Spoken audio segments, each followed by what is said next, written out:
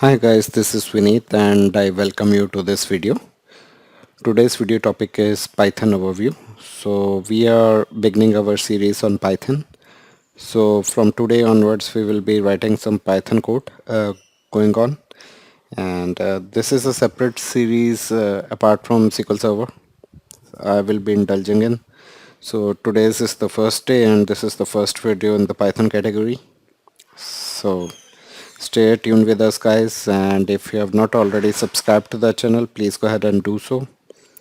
There's a subscribe button below this video. Click on that subscribe button. It will give you a bell icon. Click on that bell icon, select all notifications to get notifications regarding all my future videos.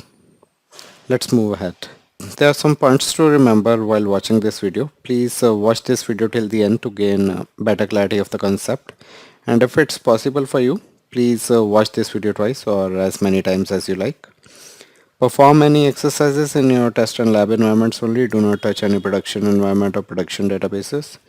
We would like to know your thoughts regarding our video, so please do share your comments, feedback, review, any requirements and day-to-day experiences with SQL Server. You may also let us know about the situation if my content has helped you somewhere in some way. These are playlists created for SQL Server, so yeah. I will be creating a new playlist for this video, so this playlist will be Python playlist, and we will subcategorize that playlist into separate categories. So I will create a Python playlist along with this video. So I will mention that in about that playlist in our next video on this series. And apart from that, I have created some of the SQL playlist for you. Links are there in the video description area. For Python, we have a separate set of playlists, so only those links I will include in the Python videos. Apart from that, I have around 213 videos on my channel, so you can watch them out. But those are not related to Python. My channel link is given below, also given in the video description area, so you can watch that out. Alright, let's move back to today's topic, which is Python overview. So let me open my notebook and start writing in some notes. You can write these notes along with me. So what is Python if we talk about? So Python is a general purpose programming language. And what do we mean by that? What is a general purpose programming language? It means it can be used to write software, to write software in wide variety of areas. Alright, so Python can be used to write software in wide variety of areas. Areas example can be one of the areas is chemistry, maybe biology, and maybe can be used for financial analysis, maybe used for data analysis, and maybe some numerical analysis, maybe in robotics can be used, and many other fields this language can be used in. It can also be used as a scripting language, and it is different from quite a lot of languages. For example, if we take HTML, that is specifically for creating a web page structure. So this language is different from that. So it's a general purpose language used for a wide variety of purposes and can be used in wide variety of fields.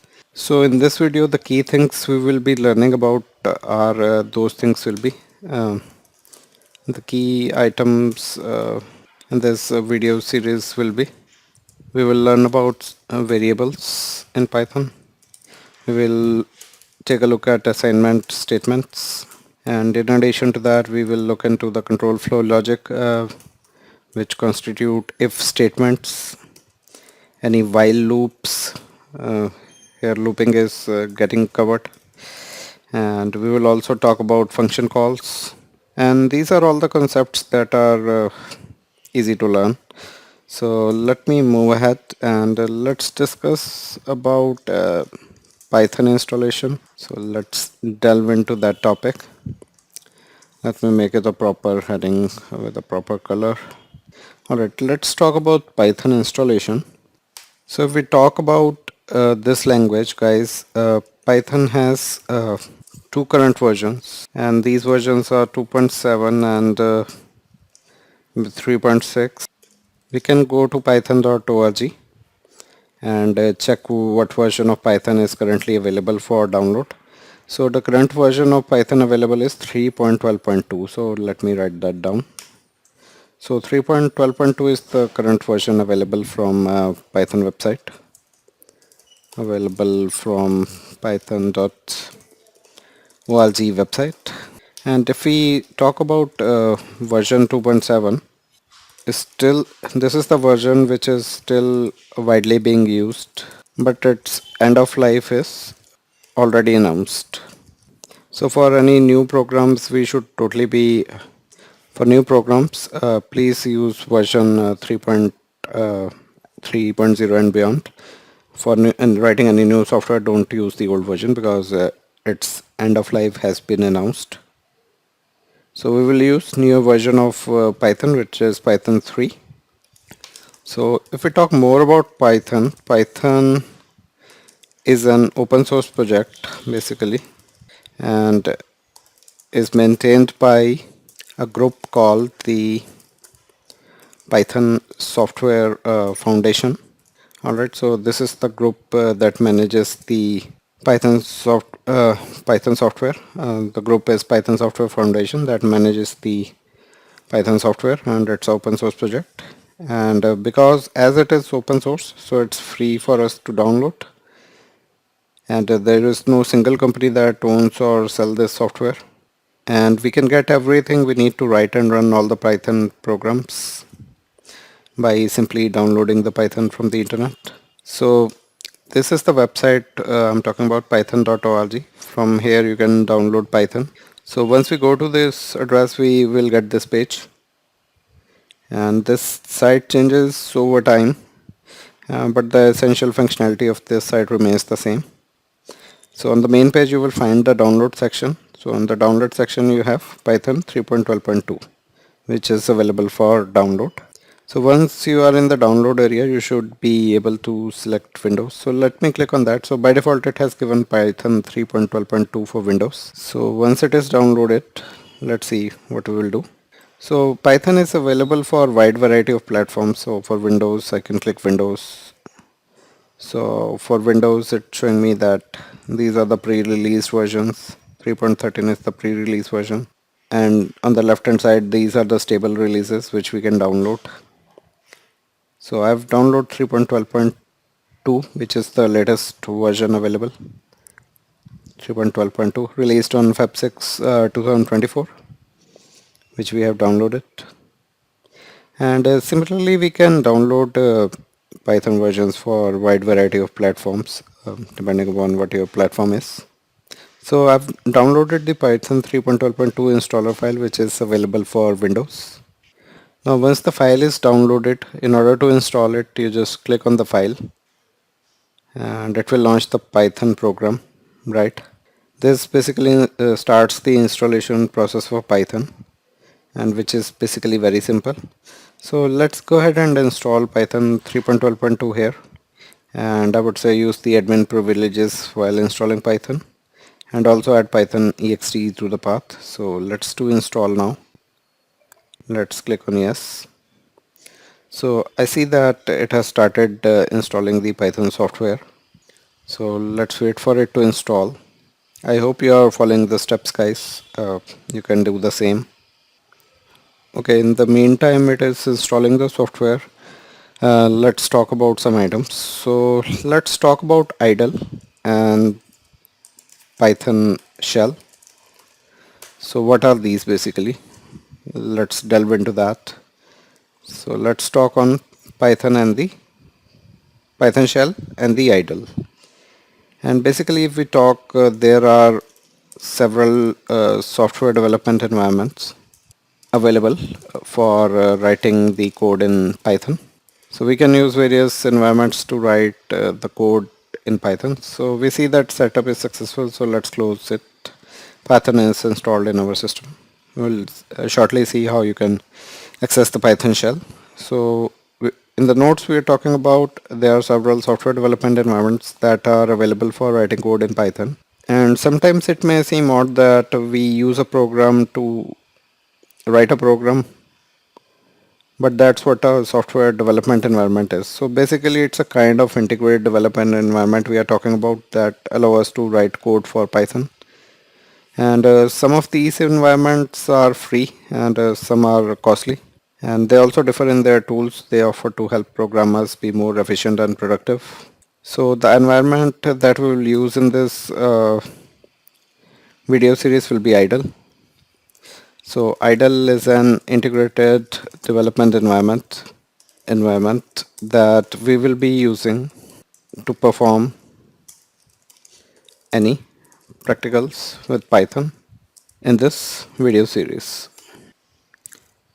So if we talk more about this environment IDLE, this is a free software tool available, and when you download and run the Python installer, it installs IDLE on the computer. Once installed, you can find IDLE. So for Windows, the IDLE gets installed in the standard program files folder. So let's go in there to see if we find the IDLE integrated development environment. So go to program files. Let's see if we can find IDLE from here. So let's type IDLE. So when we type IDLE at the bottom, we see IDLE app coming over there, right? So we can click on it to open the IDLE environment. So it installs along with the Python. So this is a shell, GUI shell for Python, which we can use. Alright. So we are able to find it. Other way to find is to go through the program files and the Python installation folder. But that would be a cumbersome method. I need to check the installation path as well for Python. But yeah, if you type it in your search bar, IDLE, you will get that app. And that's IDLE for Python 3.12. We got the program. So it is open right now. Alright, so the IDLE program is showing us some contents like its version using the Python version 3.12.2, and it also provides some build information and gives us some sample commands to write, but let's ignore that for now. And this window is basically called the Python shell, and that's fine. Now let's write our first hello world program over here. So whenever a programmer tries to learn the programming language for the first time, we have seen majorly that the program hello world is used. So let's write out a simple program called hello world, and let's do that now with Python.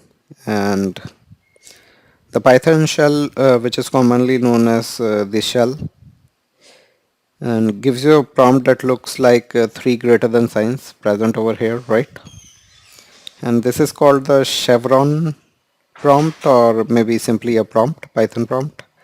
You can also call it chevron prompt, but let's leave it. And when you see this prompt, it means that shell is ready for you to type something. And throughout this video series, we strongly encourage you to use the IDLE environment by trying out the code we explain. And for now, let's write a code. You may write that along with me. Let's print the word hello world, or print a string hello world. Put that in within the single quotes and end it with the regular bracket. And when you press the enter key this time, the hello world item will be printed. So once you enter the command and press the return key or enter key, and once you do, we see hello world is printed on the screen. So guys, congratulations, you have just written your first computer program. And basically we have asked computer to do something and it did exactly what we told it to do. So our work is done here, and let's proceed ahead, guys. We are good to start here. And basically if you don't like the font size, it's very small over here, we can choose there is a preferences option. So let's see where the options to increase the size of font size in this window. So let's see, we can configure IDLE from the options section, right? And let's see the font, it's of size 10 and it's using Courier New. So let me increase it a little bit. Let's take it as 14 to see. Yeah, this one looks better. Now it's more visible on the screen. And basically one of the advantages of Python languages is it's very much easy to read. So the program we just wrote simply includes the word print to print any statement and has an open parenthesis and whatever you want to print inside the single quotes and the closing parenthesis. And anyone can understand this basic program if we know. So any layman user can also understand this program that it's trying to print the hello world onto the screen.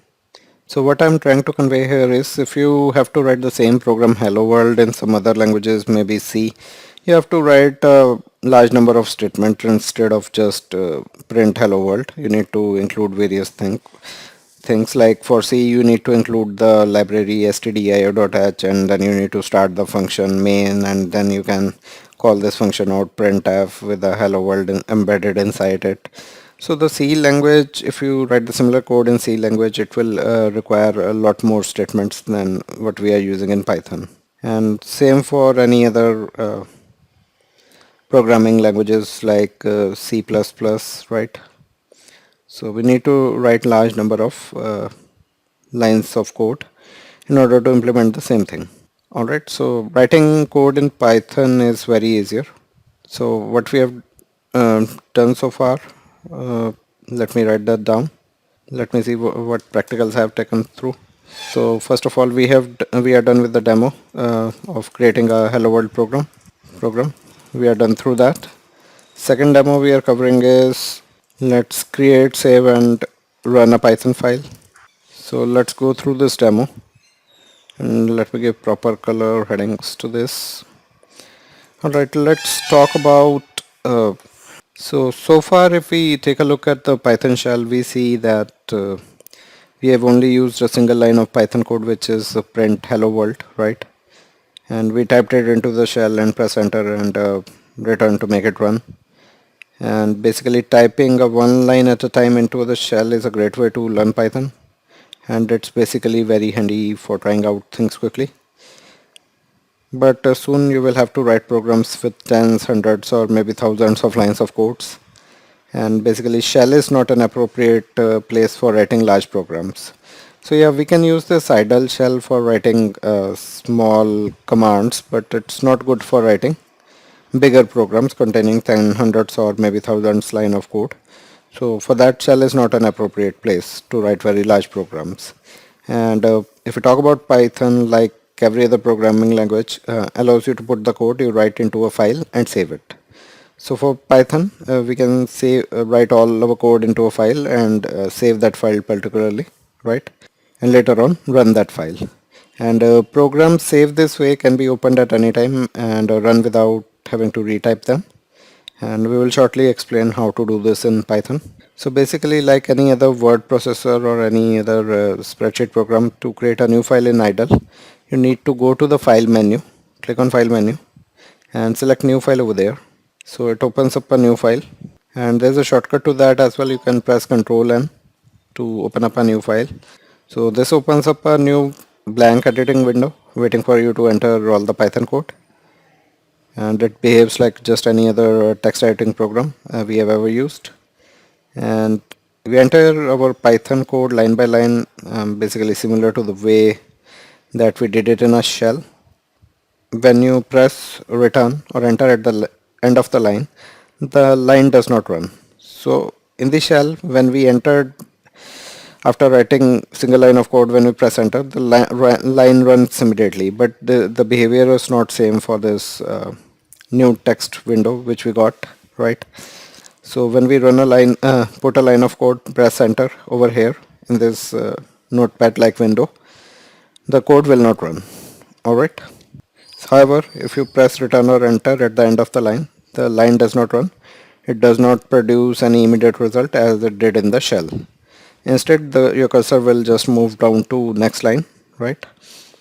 And we can use all the other standard text editing features in this window.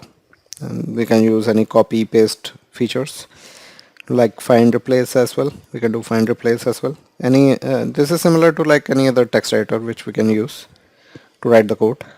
And basically we can move around the lines of code using the arrow keys or by clicking the mouse.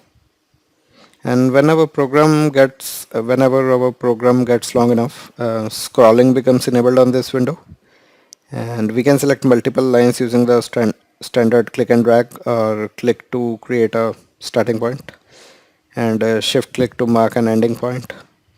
Now let's build a program containing the three print statements. Let's write some program. So let's use the print function. Let's write first line which we would like to print. So this is a coffee. Let's print that. Let's go to next line and let's print this is a book. Alright, let's print the third line. This is a rubber. Alright, so let's print all these three lines. So our code is done. So whenever we write the word print, the IDLE UI basically colorizes it. Here we see it's using a purple color, right? And for string of text it uses a separate color. This is basically IDLE letting you know that this is a word that it recognizes. So it recognizes the print function, right? That's why it colored it differently. IDLE also turns all the words enclosed in the quotes to green. So we have seen that, right? And basically this is also an acknowledgement from IDLE that it is understanding what you are trying to say, right? Now also notice when you started typing, the window title changed to untitled. So if nothing is there, window title was still untitled. So let me open up a new window. I've just cut it down. So if I open a new file, the title we will see is untitled without any asterisks, right? So whenever we write a new piece of code, we see asterisks are attached to the title of the window, right? So the asterisks around the name are there to show that the contents of the file have been changed. So these asterisks basically indicate that the content of the file has changed. But the file has not been saved yet. That is, IDLE knows about the new content, but the content has not yet been written to the hard disk. And basically to save the file, um, go to the file save option, and it will open up a dialog box to basically save your code. And because this is the first time the file is being saved, you see the standard save dialog box, and we should feel free to navigate around this box, and we can basically select the folder where we want to save our Python files. So the path it is showing here is quite bigger.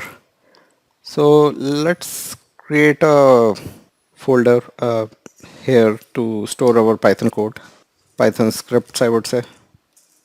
Let's mark this folder as Python scripts. So it already has a Python scripts folder. So let's save our file here under the Python scripts.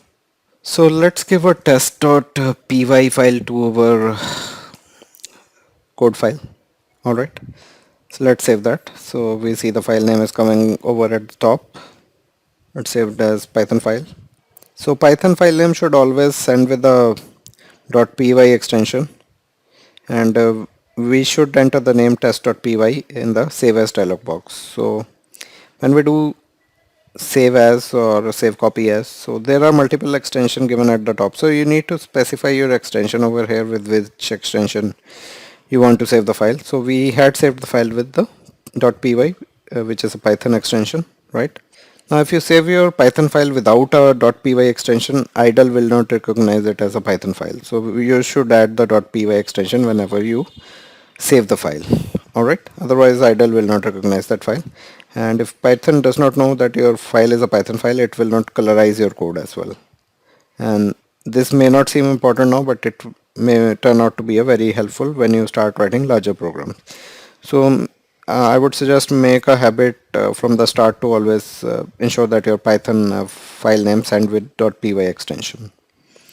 Now we have saved the Python file we want to run or execute, and we are ready to execute the statements in the file.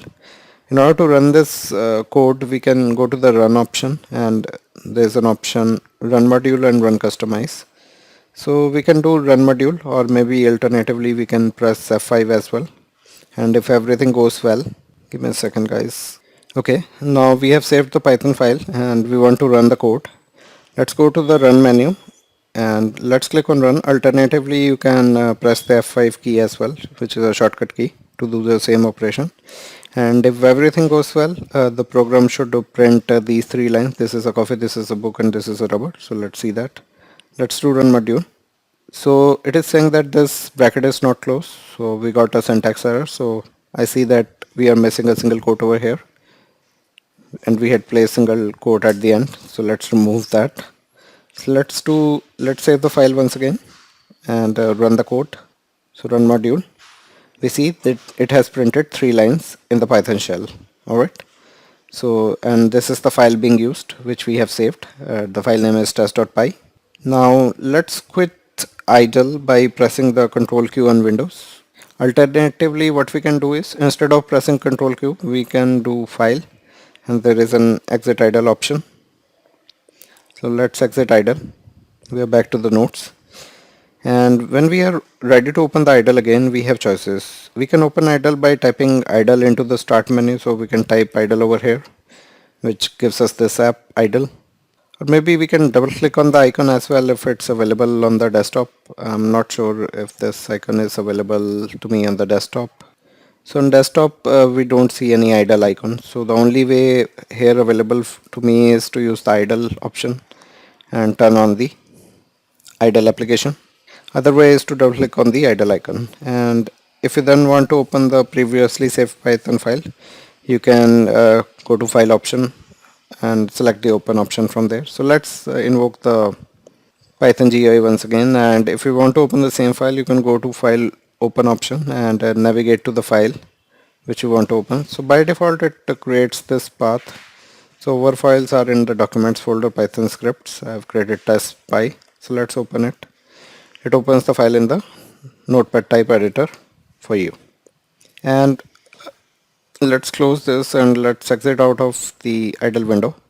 Now if you want to open the file as well as open idle at the same time, then you can take a look at your quick access items and you can open up the test.py file which you have created. It will automatically open the idle UI. So it has not opened the idle UI. Let's right click on it.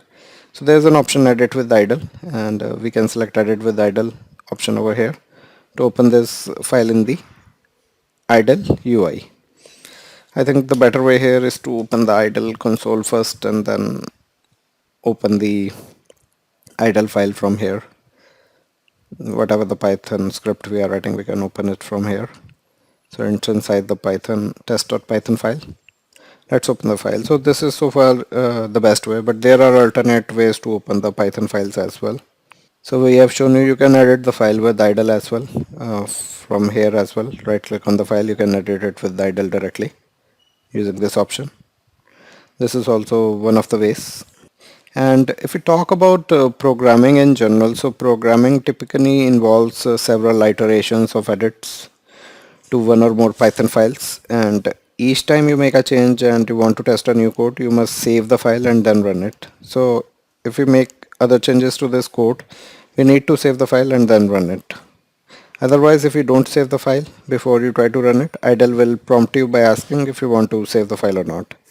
And you will quickly become familiar with the typical development cycle of writing your code and saving the file with the control S option, which is the shortcut you can use to save the files. And to run the program, F5 can be used as a shortcut key, so you can remember that as well. Now let's talk about idle on multiple platforms. So far we have talked about idle in general, and now let's talk about idle on multiple platforms. So this is the Windows platforms we are using idle on, right? And basically if we talk about so one of the good features of Python and idle is that the environment is almost completely platform independent. So if we talk about this idle environment, this is a platform independent environment, right?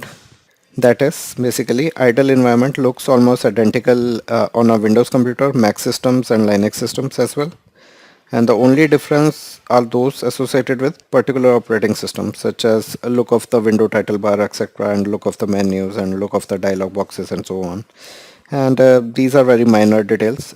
Overall, the platform looks similar, and the platform you run on doesn't matter if you are using IDLE. Maybe you can use Mac, Linux, or Windows operating system.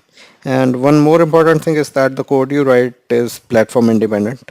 So the code you write on Windows platform can be run easily on the Mac platform as well. Now, if you create a Python file on one platform, and you can so if you create a Python file on one platform, you can move that file to another platform, and it will open and run just fine. And basically, many programmers use multiple operating systems to develop the Python code. And if we talk about, even though we typically develop most of the Python code on Windows, we sometimes bring these files to the Mac operating system, open them, and run them as well. So yeah, it's platform independent. You can move the files here and there between operating systems. That's quite easy. So guys, we are done with this topic, and in today's topic, we have started running the Python. We have downloaded the Python, installed it. We have talked about the IDLE platform and the Python shell as well. Now you know, by this time you should have Python installed on your computer, and you should have a good understanding of what the IDLE environment is. We have just shown you, right? It's a shell environment and a GUI environment as well, where you can write some Python code, write an individual line of code as well, and immediately see the result. Alternatively, you can create a file, save a file, and then run that file as well in this IDLE GUI. And we built our first hello world program in the shell as well. Then basically use the editor to build, save, and run a simple multi-line Python program, which is this. And it ended in the .py extension. The test.py was the file name, and it consists of several printf, not printf, just the print statements. Finally, we learned that Python and IDLE environment are platform independent. So guys, we are done with this video. In our next video, we will cover a separate topic, which will be variables and the assignment statements. So be ready for that, and stay in tune. And guys, if you have not already subscribed to the channel, I would highly recommend go ahead and do so.